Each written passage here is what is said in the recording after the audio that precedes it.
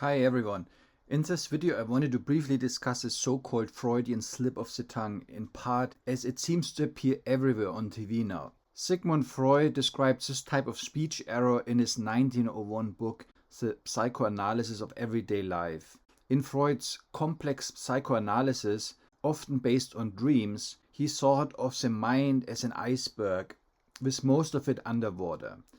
The underwater part is the unconscious mind, made up of the id, or our basic instincts and sexual desires, and opposed to it, our superego, which is our moral compass and self-control.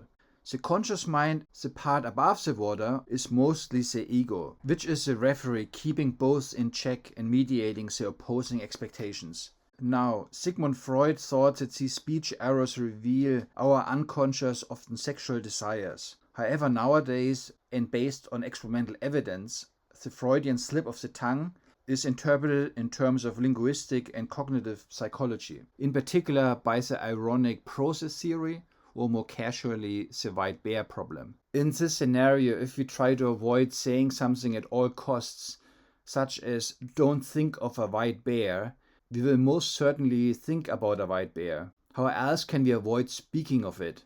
This is immensely useful in lie detection, as people have to omit key details, but then have to keep the thing they mustn't talk about in mind too, to avoid speaking about it, and so easily mix up the two, the lie and the truth. Here are some nice recent examples.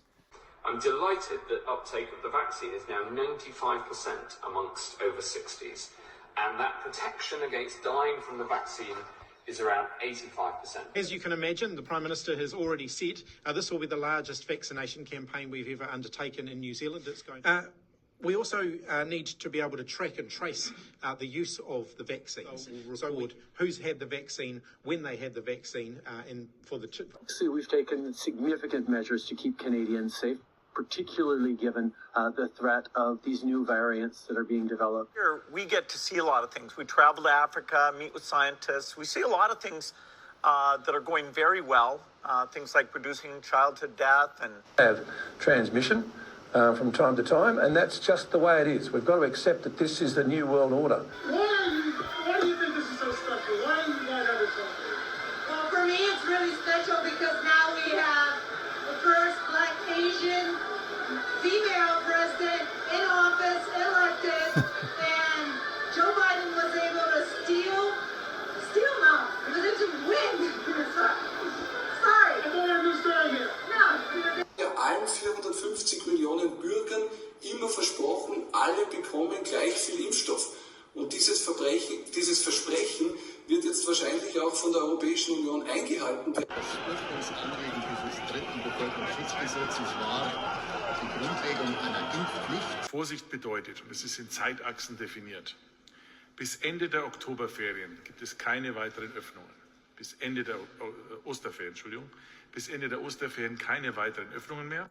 The fact that the truth is bubbling up everywhere is a sign that there will be change, either from a covert to an open dictatorship, or more likely a great awakening and freedom everywhere. Hope you liked this video and talk to you next time. Bye. Deswegen ist es dringend notwendig, das zu erhöhen. Jedem muss ein Angebot gemacht werden, der will. Und zweitens, wer sich nicht impfen lassen will auf Dauer, der muss nicht nur eine Pflicht bekommen.